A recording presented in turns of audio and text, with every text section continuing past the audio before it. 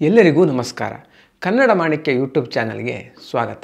ದಂತಕಥೆಯ ಇವತ್ತಿನ ಸಂಚಿಕೆಯಲ್ಲಿ ಡಾಕ್ಟರ್ ವಿಷ್ಣುವರ್ಧನ್ ಅವರಿಗೆ ಅತ್ಯಂತ ಪ್ರಿಯವಾದ ಹೋಟೆಲ್ ಆದಂತಹ ಮೈಸೂರಿನ ಕಿಂಗ್ಸ್ ಕೋರ್ಟ್ ಹೋಟೆಲ್ನಲ್ಲಿ ವಿಷ್ಣುವರ್ಧನ್ ಅವರು ಉಳಿದುಕೊಂಡಾಗ ನಡೆದಂತಹ ಕೆಲವೊಂದು ಘಟನೆಗಳನ್ನು ತಿಳಿದುಕೊಳ್ಳೋಣ.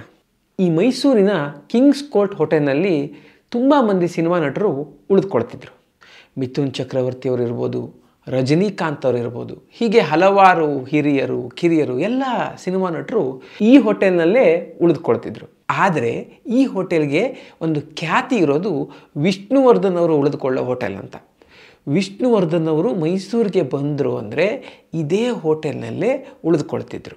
ಈ ಹೋಟೆಲ್ಗೆ ಅವರಿಗೆ ಯಾವ ರೀತಿ ಒಂದು ನಂಟಿತ್ತು ಅಂದರೆ ಅವರ ಕೊನೆಯ ಕ್ಷಣಗಳನ್ನು ಕೂಡ ಇದೇ ಹೋಟೆಲ್ನಲ್ಲಿ ಕಳೆದರು.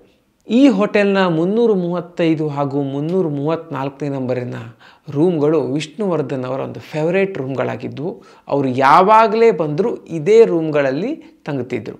335ನೇ ರೂಮಲ್ಲಿ ಅವರು ಉಳಿದುಕೊಂಡ್ರೆ 334ನೇ ರೂಮ್ನಲ್ಲಿ ಗೆಸ್ಟ್ಗಳ ಜೊತೆ ಮಾತಾಡೋದು, ಹಾಗೆ ಅವ್ರನ್ನ ಹುಡ್ಕೊಂಡು ಯಾರಾದರೂ ಬಂದರೆ ಅವ್ರ ಜೊತೆ ಮಾತಾಡೋದೆಲ್ಲ ಮಾಡ್ತಿದ್ರು.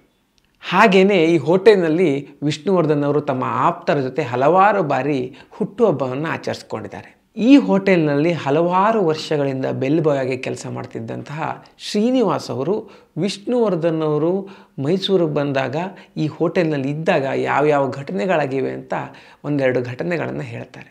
ವಿಷ್ಣುವರ್ಧನ್ ಅವರು ಮೈಸೂರಿಗೆ ಬರ್ತಿದ್ದಾರೆ ಅಂತಾದರೆ ಅವರ ಡ್ರೈವರ್ ರಾಧಾಕೃಷ್ಣ ಅವರು ಮೊದಲೇ ಹೋಟೆಲ್ಗೆ ಫೋನ್ ಮಾಡಿ 334 ಹಾಗೂ 335ನೇ ರೂಮನ್ನು ಬುಕ್ ಮಾಡ್ತಿದ್ರಂತೆ.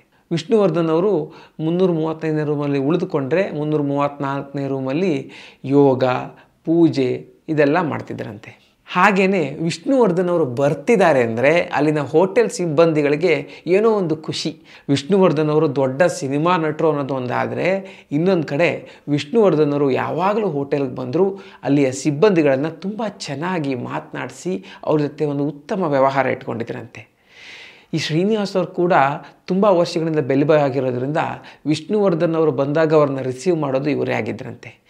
ಈ ರೀತಿ ಅವ್ರು ಬಂದಾಗ ಏನಮ್ಮ ಚೆನ್ನಾಗಿದ್ದೇನ ಮರಿ ಅಂತ ತುಂಬ ಖುಷಿಯಿಂದ ಮಾತನಾಡಿಸಿ ಇವರ ಕಷ್ಟ ಸುಖಗಳನ್ನೆಲ್ಲ ಕೇಳ್ತಿದ್ರಂತೆ. ಹಾಗೆಯೇ ವಿಷ್ಣುವರ್ಧನ್ ಅವರು ನಾನು ಆವಾಗಲೇ ಹೇಳಿದಾಗೆ ತುಂಬ ಬಾರಿ ಇಲ್ಲಿ ಬರ್ತ್ಡೇಗಳನ್ನು ಆಚರಿಸ್ಕೊಂಡಿದ್ದಾರೆ. ಈ ರೀತಿ ಅವರ ಬರ್ತ್ಡೇಯನ್ನು ಹೋಟೆಲ್ನಲ್ಲಿ ಆಚರಿಸ್ಕೊಂಡಾಗ ಅಭಿಮಾನಿಗಳು ಸಾವಿರಾರು ಸಂಖ್ಯೆಯಲ್ಲಿ ಬಂದು ಕಿಲೋಮೀಟರ್ಗಟ್ಟಲೆ ಉದ್ದ ಕ್ಯೂನಲ್ಲಿ ನಿಲ್ತಿದ್ರಂತೆ. ಆದರೂ ಕೂಡ ವಿಷ್ಣುವರ್ಧನ್ ಅವರು ತುಂಬ ಸಹನೆಯಿಂದ ಇವರೆಲ್ಲರ ಜೊತೆ ಒಂದು ಕೈ ಕುಲುಕಿ ಅವ್ರ ಜೊತೆ ಫೋಟೋ ತೆಗೆಸ್ಕೊಳ್ತಿದ್ರಂತೆ. ಈ ರೀತಿ ಅಭಿಮಾನಿಗಳು ಅವ್ರ ಜೊತೆ ಫೋಟೋ ತೆಗೆಸ್ಕೊಂಡಾಗ ಪಡ್ತಿರೋ ಖುಷಿಯನ್ನು ನೋಡಿ ವಿಷ್ಣುವರ್ಧನ್ ಅವರು ಕೂಡ ತುಂಬ ಖುಷಿ ಪಡ್ತಿದ್ರಂತೆ.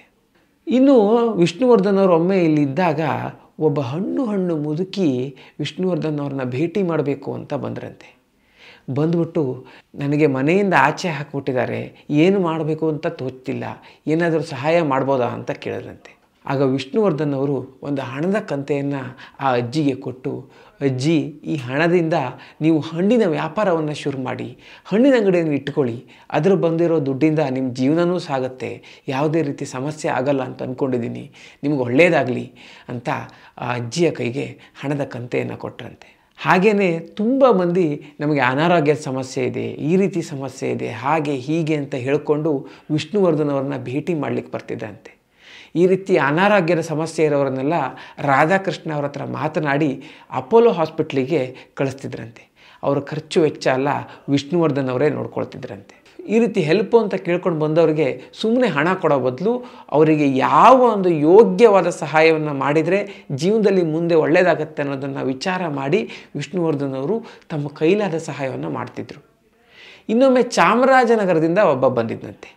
ಆತ ಬಂದುಕೊಂಡು, ಸರ್ ನನಗೆ ಕೆಲಸ ಆಗ್ತಾಯಿಲ್ಲ, ಒಂದು ಕೋರ್ಟ್ನಲ್ಲಿ ನಾನು ಕೆಲಸಕ್ಕೆ ಅಪ್ಲೈ ಮಾಡಿದ್ದೆ, ಅಲ್ಲೂ ಕೂಡ ಕೆಲಸ ಆಗಿಲ್ಲ, ಏನಾದರೂ ಒಂದು ಸಹಾಯ ಮಾಡಬಹುದಾ ಅಂತ ಕೇಳಿದಂತೆ. ಇದೇ ಸಮಯದಲ್ಲಿ ಚಾಮರಾಜನಗರ ಕೋರ್ಟಿನ ಜಡ್ಜ್ ಅವರು ವಿಷ್ಣುವರ್ಧನ್ ಅವರನ್ನು ಭೇಟಿ ಮಾಡಬೇಕು ಅಂತ ಬಂದಿದ್ರಂತೆ. ಇದೊಂದು ಒಳ್ಳೆಯ ಸಮಯ ಅಂತ ಅಂದ್ಕೊಂಡು ವಿಷ್ಣುವರ್ಧನ್ ಅವರು ಈ ವ್ಯಕ್ತಿಗೆ ಕಾಫಿ ತೊಗೊಂಡು ಬನ್ನಿ ಅಂತ ಹೇಳಿದ್ರಂತೆ. ಅವರು ಕಾಫಿ ತೊಗೊಂಡು ಬಂದಾಗ ಜಡ್ಜ್ ಅವ್ರ ಹತ್ರ ಈ ರೀತಿ ಇವರ ಸಮಸ್ಯೆ ಇದೆ, ಇದನ್ನೇನಾದರೂ ಮಾಡ್ಬೋದಾ, ಇವ್ರಿಗೊಂದು ಕೆಲಸ ಕೊಡಿಸ್ಬೋದಾ ಅಂತ ವಿಷ್ಣುವರ್ಧನ್ ಅವರು ಕೇಳಿದ್ರಂತೆ. ಆ ಜಡ್ಜ್ ಅವರು ಈ ವ್ಯಕ್ತಿಯ ಒಂದು ಸಮಸ್ಯೆಯನ್ನು ನೋಡಿ ಮತ್ತು ಅವ್ರ ಕೆಲಸಕ್ಕೆ ಒಬ್ಬ ತಕ್ಕನಾದ ವ್ಯಕ್ತಿ ಅನ್ನೋದನ್ನು ಅರಿತುಕೊಂಡು ಅವರಿಗೆ ಆ ಕೋರ್ಟ್ನಲ್ಲಿ ಕೆಲಸ ಕೊಟ್ಟರಂತೆ. ಈ ರೀತಿ ಅಭಿಮಾನಿಗಳಿರಲಿ ಅಥವಾ ಯಾರೋ ಒಬ್ಬರು ಸಹಾಯ ಕೇಳ್ಕೊಂಡು ಬರೋದಿರಲಿ, ಅವರಿಗೆ ಕೆಲಸ ಕೊಡೋದಾಗಿರಲಿ ಅಥವಾ ಅವರ ಆರೋಗ್ಯದ ಸಮಸ್ಯೆಯನ್ನು ಒಂದು ಬಗೆಹರಿಸುವಲ್ಲಿ ಒಂದು ಪ್ರಯತ್ನ ಮಾಡೋದಾಗಿರಲಿ, ವಿಷ್ಣುವರ್ಧನ್ ಅವರು ಯಾವುದೇ ಒಂದು ರೀತಿ ಹಿಂಜರಿಕೆ ಇಲ್ಲದೆ ಒಂದು ನಿಸ್ವಾರ್ಥವಾಗಿ ಈ ರೀತಿ ಒಂದು ಸಹಾಯವನ್ನು ಮಾಡ್ತಿದ್ರು ಅಂತಾಯಿತು. ಈ ಕಿಂಗ್ಸ್ ಕೋರ್ಟ್ ಹೋಟೆಲ್ನ ಸಿಬ್ಬಂದಿಗಳಿಗೆ ಇದೇ ಕಾರಣಕ್ಕೆ ವಿಷ್ಣುವರ್ಧನ್ ಅವರು ತುಂಬ ಇಷ್ಟ ಆಗಿದ್ದರು. ಇನ್ನು ವಿಷ್ಣುವರ್ಧನ್ ಅವರು ತೀರ್ಕೊಂಡ ಮೇಲೆ ಕೂಡ ಅಭಿಮಾನಿಗಳು ಈ ಹೋಟೆಲ್ಗೆ ಬಂದು 335 ಹಾಗೂ 334 ಈ 2 ರೂಮ್ಗಳನ್ನು ಬುಕ್ ಮಾಡಿಕೊಂಡು ವಿಷ್ಣುವರ್ಧನ್ ಅವರು ಇಲ್ಲಿ ಇರ್ತಿದ್ರು ಅಂತ ಖುಷಿ ಪಟ್ಬಿಟ್ಟು ಅಲ್ಲಿ ಫೋಟೋ ತಗೊಳ್ಳೋದಾಗಿರಲಿ, ವಿಡಿಯೋ ಮಾಡೋದಾಗಿರಲಿ, ಈ ರೀತಿ ಒಂದು ಆ ರೂಮ್ನಲ್ಲಿ ನಾವು ಇದ್ದೇವೆ ಅನ್ನೋ ಒಂದು ಖುಷಿಯನ್ನು ಪಟ್ಟು ಹೋಗ್ತಿದ್ರಂತೆ. ಸ್ನೇಹಿತರೆ, ಈ ವಿಡಿಯೋ ನಿಮ್ಗೆ ಇಷ್ಟ ಆಗಿದ್ದರೆ ತಪ್ಪದೇ ಶೇರ್ ಮಾಡಿ. ಹಾಗೆಯೇ ದಂತಕಥೆಯಲ್ಲಿ ಈ ರೀತಿಯ ಬಹಳಷ್ಟು ವಿಶೇಷವಾದ ಕುತೂಹಲಭರಿತವಾದ ವಿಷಯಗಳು ಬರಲಿಕ್ಕಿವೆ.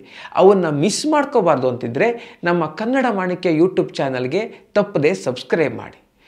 ದಂತಕಥೆಯ ಮುಂದಿನ ಸಂಚಿಕೆಯಲ್ಲಿ ಮತ್ತೊಮ್ಮೆ ಸಿಗೋಣ. ಅಲ್ಲಿವರೆಗೂ ನಮಸ್ಕಾರ.